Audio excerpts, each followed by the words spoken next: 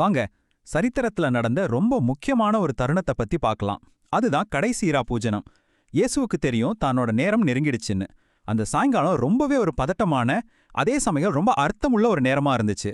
அங்கதான் தன் சீடர்களுக்கு அவர் ஒரு கடைசி மறக்கவே முடியாத பாடத்தை சொல்லிக் கொடுக்க போறார். அது என்ன பாடம்? வாங்க பார்க்கலாம். இங்க சொல்லப்பட்டிருக்கிற அன்பு அது சாதாரணமான அன்பு கிடையாது. யோசிச்சு பாருங்க, தனக்கு என்னென்ன கஷ்டம் வரப்போகுது, யாரு தன்னை காட்டி கொடுக்க போறாங்கன்னு எல்லாமே இயேசுவுக்கு தெரியும். அப்படி தெரிஞ்சும் அவர் காட்டின அன்பு தான் இது. முடிவு பரியந்தம் அப்படின்னா என்ன தெரியுமா? அதுக்கு அர்த்தம் முழுமையா கடைசி வரைக்கும் குறையவே குறையாம அன்பு காட்டுனது. இது ஒரு கம்ப்ளீட்டான, உண்மையான, என்னைக்கும் முடியாத அன்பு. இந்த அன்பு தான் அடுத்து நடக்க போற அந்த ஆச்சரியமான ஒரு செயலுக்கு அடித்தளமா அமையப்போகுது. இது ஒரு முக்கியமான கேள்வி இல்லையா? அன்பை பத்தி பேசுறது ரொம்ப ஈஸி. ஆனா அந்த அன்பை, அவ்வளவு சக்தி வாய்ந்த அன்பை எப்படி ஒருத்தர் செயல்ல காட்ட முடியும்? அந்த ரூம்ல அடுத்து நடந்த ஒரு சம்பவம் இந்த கேள்விக்கு ரொம்பவே அதிர்ச்சியான ஒரு பதிலை கொடுக்குது.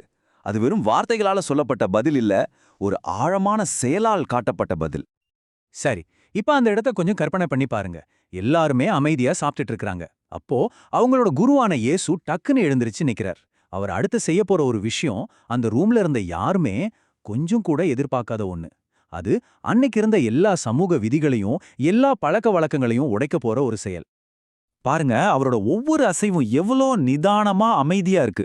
முதல்ல சாப்பாட்டுல இருந்து எழுந்திருக்கிறார், அப்புறம் தன்னோட மேலங்கிய கழட்டுறார், ஒரு துண்டை எடுத்து இடுப்புல கட்டிக்கிறார், அப்புறம் தண்ணீர் எடுத்துட்டு வர்றார். அந்த ரூம்ல ஒரு பக்கம் குழப்பம், இன்னொரு பக்கம் அமைதி. அவங்க குரு என்னதான் செய்ய போறாருன்னு ஒருத்தருக்கும் புரியல. இந்த அமைதியான செயல்கள் தான் அடுத்து வரப்போற பாடத்தோட ஆழத்தை இன்னும் அதிகமாக்குது. இப்போ இந்த செயலோட ஆழமான அர்த்தத்தை நாம புரிஞ்சுக்கணும். அந்த காலத்துல ஒருத்தரோட காலை கழுவுறதுங்கிறது ரொம்ப ரொம்ப தாழ்வான வேலையா பார்த்தாங்க. அதை யார் செய்வாங்கன்னா, வீட்டில் இருக்கிற அடிமைகள்லயே ரொம்ப கீழ் மட்டத்தில் இருக்கிறவங்க தான் செய்வாங்க. இப்போ இயேசு தன்னோட மேலங்கிய கழட்டி துண்டை கட்டிக்கிட்டு தன் சீடர்களோட காலை கழுவுனது மூலமா தன்னை ஒரு அடிமையோட இடத்துல வச்சுக்கிறாரு. அவங்களோட குரு, அவங்களோட ஆண்டவர் இப்போ அவங்களுக்கு சேவை செய்யறாரு. இது எவ்வளோ பெரிய விஷயம் பாருங்க. இந்த செயலால அங்கிருந்த எல்லாருக்குமே குழப்பம், அதிர்ச்சி. ஆனா எல்லாருடைய மனசுல இருந்ததையும் வெளியில கேட்டது பேதுரு தான். அவரோட இந்த எதிர்வினை, அவருக்கும் இயேசுவுக்கும் நடக்கப் போற இந்த உரையாடல் தான் இந்த சம்பவத்தோட உண்மையான அர்த்தத்தை நாம புரிஞ்சுக்கிறதுக்கு ஒரு சாவியா அமைய போகுது. பேதுருவோட உணர்ச்சி வசப்பட்ட இந்த எதிர்ப்பை நம்மளால நல்லாவே புரிஞ்சுக்க முடியுது. அவரால் இந்த பாத்திர மாற்றத்தை ஏத்துக்கவே முடியல. என்னோட குரூப்பு எனக்கு சேவை செய்யறதா, இது சரியில்லையேன்னு அவர் உறுதியா நம்புறாரு. இது மரியாதை குறைமான செயல்னு நினைக்கிறாரு. அவரோட பார்வையில அவர்தான் இயேசுவோட காலை கழுவணும், இயேசு அவரோட காலை கழுவக்கூடாது. இப்போ இயேசு சொல்ற இந்த பதில் தான் இந்த முழு சம்பவத்தோட மையப்புள்ளியே. அவர் இங்க வெறும் கால்ல இருக்கிற அழுக்க பத்தி பேசல, அதையும் தாண்டி ரொம்ப ஆழமான ஒரு விஷயத்த பத்தி பேசுறாரு. இந்த கழுவுதல் அப்படிங்கிறது ஒரு ஆன்மீக சுத்திகரிப்பை குறிக்குது. அதாவது இயேசு மூலமா கிடைக்கிற மீட்பையும் மன்னிப்பையும் ஒருத்தர் ஏத்துக்கிட்டாதான் அவரோட உறவுல இருக்க முடியும்னு ரொம்ப தெளிவா சொல்றாரு. சரி, இந்த ஆன்மீக சுத்திகரிப்பை இன்னும் கொஞ்சம் தெளிவா புரிஞ்சுக்கலாம். இதுல 2 பகுதி இருக்கு. இயேசு சொல்ற குளியல் அப்படிங்கிறது ஒருத்தர் அவரை ஏத்துக்கிட்டு ரட்சிக்கப்படுறது. இது வாழ்க்கையில ஒரு முறை நடக்கிற விஷயம். ஆனா கால் கழுவுதல் அப்படிங்கிறது நாம தினசரி செய்யற தவறுகளுக்காக அவர்கிட்ட மன்னிப்பு கேட்டு அவரோட இருக்கிற நம்ம உறவை புதுப்பிச்சு ஆரோக்கியமா வச்சுக்கிறது. ஒன்னு உங்களை அவரோட குடும்பத்துல ஒருத்தராக்குது, இன்னொன்னு அந்த உறவை உயிர் போட வச்சுக்குது. எல்லாருடைய கால்களையும் கழுவி முடிச்சதுக்கு அப்புறம் இயேசு மறுபடியும் தன்னோட உடைய போட்டுக்கிட்டு உட்கார்றாரு. இப்பதான் அவர் செஞ்ச இந்த செயலுக்கு பின்னாடி இருக்கிற ஆழமான பாடத்தை விளக்க போறாரு. சீடர்கள் எல்லாரும் அவர் என்ன சொல்ல போறாருன்னு ரொம்ப அமைதியா காத்துட்டு இருக்காங்க. இங்க ஒரு முக்கியமான விஷயத்த நாம கவனிக்கணும். இயேசு தன்னோட அதிகாரத்தை மறுக்கவே இல்லை. அவர் சொல்றாரு, நீங்க என்ன குருன்னு ஆண்டவர்னு சொல்றீங்க, அது சரிதான், நான் அவர்தான் அப்படின்னு தன்னோட அடையாளத்தை உறுதிப்படுத்துறாரு. ஆனா இதுக்கு அடுத்த வரியில உண்மையான அதிகாரம்னா என்ன, உண்மையான தலைமை பண்புனா என்னன்னு ஒரு புது விளக்கத்தை கொடுக்க போறாரு. இதுதான் அந்த முக்கியமான கட்டளை. இயேசு சொல்றாரு, உங்க குருவும் ஆண்டவருமா இருக்கிற நானே உங்க காலை கழுவும் போது நீங்களும் ஒருத்தருக்கு ஒருத்தர் இதே மாதிரி காலை கழுவணும். இது ஏதோ ஒரு தடவை செய்யற சடங்கு கிடையாது. இது ஒரு முன்மாதிரி, ஒரு எக்ஸாம்பிள். அதாவது உங்க தலைவனா இருக்கிற நானே உங்களுக்கு சேவை செஞ்சேன், அதனால நீங்களும் ஒருத்தருக்கு ஒருத்தர் தாழ்மையோட சேவை செய்யணும். தலைமைங்கிறது அதிகாரம் பண்றதில்ல, சேவை செய்யறது தான்னு தெளிவா சொல்றாரு. அப்போ இந்த சம்பவத்துல இருந்து நாம கத்துக்க வேண்டிய முக்கியமான பாடங்கள் என்னென்ன? 1, உண்மையான தலைமைங்கிறது தாழ்மையோட சேவை செய்யறதுல தான் இருக்கு. 2, எந்த ஒரு சீடனும் தன்னோட குருவை விட பெரியவன் கிடையாது. 3, ரொம்ப முக்கியமா இந்த உண்மைகளை எல்லாம் சும்மா தெரிஞ்சு வச்சுக்கிட்டா மட்டும் பத்தாது. அதன்படி நடக்கும்போது, அதாவது செய்யும்போது தான் உண்மையான ஆசீர்வாதம் கிடைக்கும்னு இயேசு சொல்றாரு. தாழ்மையை பத்தின இந்த ஆழமான பாடத்துக்கு அப்புறமா கதையோட டோன் திடீர்னு மாறுது. ஒரு சோகமான வலி நிறைஞ்ச ஒரு திருப்பம் வருது. ஏன்னா அந்த ரூம்ல இருந்த எல்லாருமே இந்த பாடத்தை ஏத்துக்கலைங்கிற உண்மையை இயேசு வெளிப்படுத்த போறாரு. இந்த வார்த்தைகளை கேட்டதும் அந்த ரூம்ல ஒரு அதிர்ச்சி பரவி இருக்கும். யோசிச்சு பாருங்க, கொஞ்ச நேரத்துக்கு முன்னாடி தான் எல்லாருடைய கால்களும் கழுவப்பட்டுச்சு, எல்லாரும் சுத்தமா தான் இருந்தாங்க. ஆனா இயேசு இங்க சொல்றது யூதாஸ் இஸ்காரியோத்தை பத்தி. அவன் உடம்பளவுல அங்க இருந்தாலும் அவனோட இடையும் அப்பவே இயேசுவை நிராகரிச்சிடுச்சு. அவனோட உள் மனசு சுத்தமா இல்லைன்னு சொல்றாரு. இந்த ஒரு வரி இயேசுவோட மனித இயல்பை ரொம்ப அழகா காட்டுது. தனக்கு என்ன நடக்கப் போகுதுன்னு அவருக்கு முன்னாடியே தெரிஞ்சிருந்தாலும் கூட, ஒரு நெருங்கிய நண்பன் செய்ய போற துரோகம் அவருக்கு மனசு அளவுல பெரிய வலியையும் வேதனையும் கொடுக்குது. அவர் ஆவியிலே கலங்கினார்னு சொல்லப்பட்டிருக்கு. அவர் ஒரு முழுமையான தெய்வம் மட்டுமல்ல, நம்மள மாதிரி உணர்ச்சிகள் உள்ள ஒரு முழுமையான மனிதரும் கூடங்கிறதை இது காட்டுது. அந்த துரோகத்தோட வலி அவரை ரொம்பவே பாதிச்சிருக்கு. ஆனா பாருங்க, இந்த மாதிரி ஒரு வழி நிறைஞ்ச தருணத்துக்கு பின்னால கூட ஒரு நோக்கம் இருந்துச்சு. இந்த துரோகத்தை பத்தி இயேசு ஏன் முன்னாடியே சொன்னாருன்னா, அது நடந்த பிறகு மற்ற சீடர்கள் நம்பிக்கை இழந்துடக்கூடாது. மாறா அவர் சொன்னது அப்படியே நடந்துச்சு, அப்போ அவர் உண்மையிலே மேசியாதான்னு முழுமையை நம்பணுங்கிறதுக்காக தான். இந்த தீர்க்க தரிசனம் அவங்களோட விசுவாசத்தை இன்னும் பலப்படுத்துற ஒரு கருவியா மாறுச்சு. சரி, இந்த முழு கதையும் நாம இப்ப பார்த்து முடிக்கும்போது நம்ம மனசுல இந்த ஒரு கேள்வி எழாம இருக்காது. உண்மையான அதிகாரம்னா என்ன? அது ஒரு பெரிய பொறுப்புல இருக்கிறதுலையா இருக்கு, இல்ல மத்தவங்களுக்கு சேவை செய்யறதுக்கு நம்மளா எடுக்கிற ஒரு முடிவுல இருக்கா? நம்ம அதிகாரத்தை எப்படி பார்க்கறோம்? தலைமை பண்புனா மத்தவங்கள ஆட்டி படைக்கிறதா, இல்ல அவங்களுக்கு தாளம்பியோட சேவை செய்யறதா? இந்த ஒரு சின்ன ஆனா ரொம்ப ஆழமான செயல் 2000 வருஷம் கழிச்சும் இன்னைக்கும் தலைமை, அன்பு, சேவை இத பத்தின நம்மளோட புரிதலே கேள்விக்குள்ளாக்குது. இத பத்தி நீங்க என்ன நினைக்கிறீங்க? யோசிச்சு பாருங்க.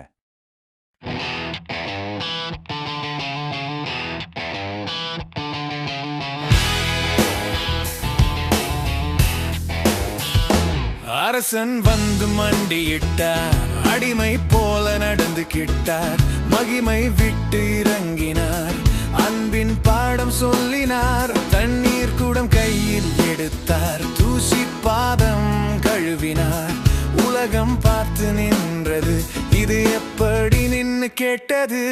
இயேசு செய்தார் அதிசயம், யாரும் செய்யாத காரியம், அன்பு தாழ்மை சேவைதான் அவரோட ராஜ்யம். இயேசு செய்தார் அதிசயம், அரசனான அடிமை, இதயத்தை மாற்றும் பாடம், இதுதான் சத்தியம். யூதாசர் கூட அங்கிருந்தான், இதயத்தில் ஈடு இருந்தான், அதை அறிந்த இயேசுவே அன்போடு கால்கள் கழுவினாரே. வல்லமை இருந்தும் அமைதி, அதிகாரம் இருந்தும் தாழ்மை பார்த்து சீஷர்கள் கற்றுக்கொண்டார் உண்மை தலைமை என்னவென்று. இயேசு செய்தார் அதிசயம், யாரும் செய்யாத காரியம், சேவைதான் உயர்வு என்று காட்டினார் நித்தியம். இயேசு செய்தார் அதிசயம், அன்பு எல்லாம் ஜெயம், நாம் வாழணும் அவர் போல, இதுதான் வழிநயம். நான் பெரியவன் இல்லை, நான் சிறியவன் இல்லை, அவரோட பாதையில் நாம் எல்லாரும் சமம். கால்களை கழுவணும், இதயத்தை மாற்றணும், இயேசு சொன்ன வாழ்க்கை நாம் வாழணும். இயேசு செய்தார் அதிசயம், அன்பே அவரோட ராஜ்யம், உலகம் மாறும் நொடியில் இந்த பாடம் போதும். இயேசு செய்தார் அதிசயம், இன்றும் செய்கிறார் மாற்றம், நாம் தாழ்ந்து நடந்தாலே வானம் திறக்கும்.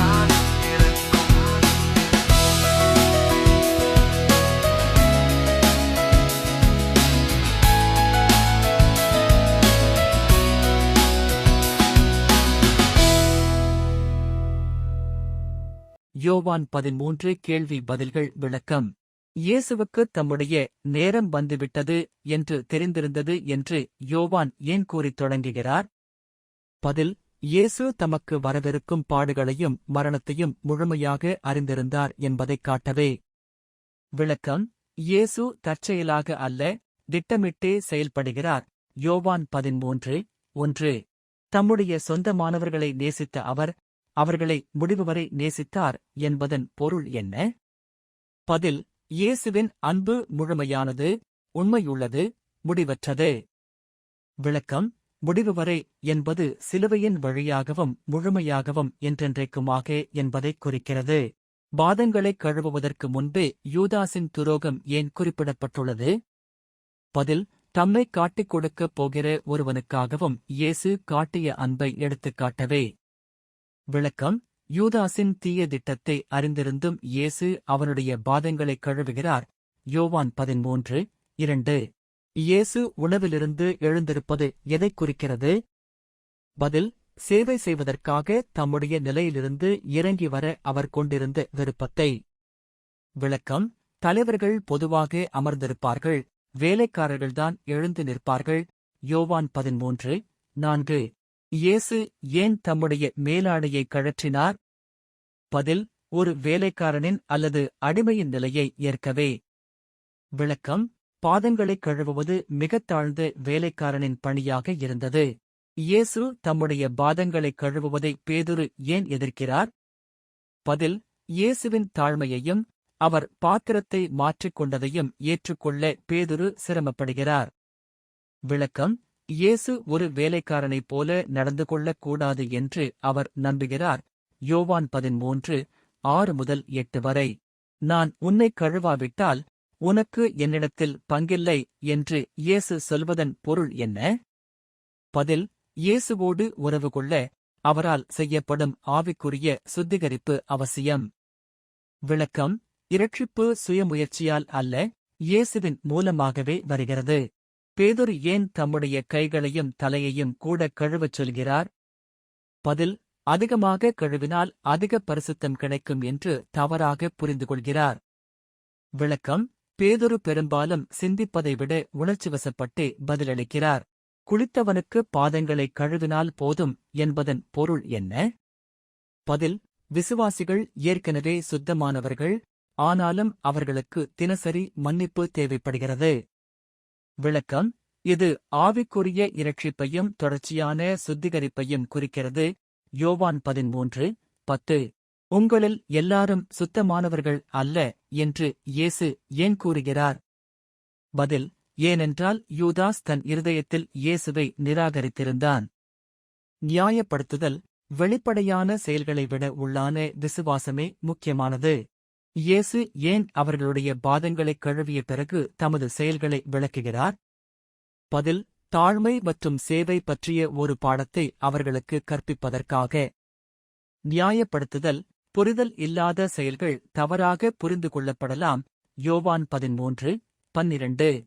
இயேசு தன்னை போதகர் மற்றும் ஆண்டவர் என்று அழைப்பதன் மூலம் எதைக் குறிப்பிடுகிறார்? பதில்: அவர் தனது அதிகாரத்தையும் தலைமைத்துவத்தையும் உறுதிப்படுத்துகிறார். நியாயப்படுத்துதல்: அதிகாரம் இருந்த போதிலும் அவர் சேவை செய்ய தேர்ந்தெடுக்கிறார். யோவான் 13:13. சீடர்கள் ஏன் ஒருவருக்கொருவர் பாதங்களைக் கழுவ வேண்டும்? பதில்: ஒருவருக்கொருவர் தாழ்மையான சேவையுடன் வாழ வேண்டும் என்பதற்காக. நியாயப்படுத்துதல்: இது ஒரு சடங்கு மட்டுமல்ல, ஒரு முன்மாதிரி. யோவான் 13:14-15 வரை. எந்த ஊழியக்காரனும் தன் எஜமானை விட பெரியவன் அல்ல என்ற வாக்கியத்தில் என்ன கொள்கை கற்பிக்கப்படுகிறது? பதில்: இயேசுவை பின்பற்றுபவர்கள் மேன்மையை நாடாமல் சேவை செய்ய எதிர்பார்க்க வேண்டும். நியாயப்படுத்துதல்: இயேசுவின் வாழ்க்கை சீடத்துவத்தை வரையறுக்கிறது. யோவான் 13:16. இந்த காரியங்களைச் செய்தால் அவர்கள் ஆசீர்வதிக்கப்படுவார்கள் என்று இயேசு ஏன் கூறுகிறார்? பதில்: கீழ்ப்படிதல் ஆவிக்குரிய மகிழ்ச்சியையும் ஆசீர்வாதத்தையும் தருகிறது. நியாயப்படுத்துதல்: சத்தியத்தை அறிவது மட்டும் போதாது, அதன்படி நடப்பதே முக்கியம். யோவான் 13:17. ஒரு சீடன் தன்னைக் காட்டிக் கொடுப்பான் என்று இயேசு ஏன் வெளிப்படுத்துகிறார்? பதில்: தனது முன்னறிவிப்பை காண்பிப்பதற்காகவும் வேதவாக்கியத்தை நிறைவேற்றுவதற்காகவும். நியாயப்படுத்துதல்: சங்கீத தீர்க்கதரிசனம் குறிப்பிடப்பட்டுள்ளது. யோவான் 13:18. இயேசு ஏன் ஆவியில் கலக்கமடைகிறார்? பதில்: நெருங்கிய தோழனால் காட்டிக் கொடுக்கப்படுவது ஆழ்ந்த உணர்ச்சிபூர்வமான வலியை தருகிறது. நியாயப்படுத்துதல். இயேசு முழுமையாக தெய்வீகமானவர் மற்றும் முழுமையாக மனிதர். யோவான் 13:21. இயேசு தனது காட்டிக் கொடுப்பை கணித்ததன் நோக்கம் என்ன? பதில்: சீடர்கள் அவரை மேசியா என்று நம்புவதற்காக. நியாயப்படுத்துதல். நிறைவேற்றப்பட்ட தீர்க்கதரிசனம் விசுவாசத்தை பலப்படுத்துகிறது. யோவான் 13:19. யோவான் 13 சுருக்கம். யோவான் 13 இயேசு தமது சீடர்களை எவ்வளவு ஆழமாக நேசித்தார் என்பதை நமக்குக் காட்டுகிறது. தாம் காட்டிக் கொடுக்கப்பட்டு துன்பப்படுவோம் என்று தெரிந்திருந்தும் அவர் சேவை செய்ய தேர்ந்தெடுத்தார். அவர்களுடைய பாதங்களை கழுவியதன் மூலம் உண்மையான மகத்துவம் தாழ்மையிலிருந்து வருகிறது என்று இயேசு கற்பித்தார். அவரை பின்பற்றுவது என்பது மற்றவர்களை நேசிப்பது, அவர்களுக்கு சேவை செய்வது மற்றும் இருதயத்திலிருந்து தேவனுக்கு கீழ்ப்படிவது என்பதைக் காட்டினார்.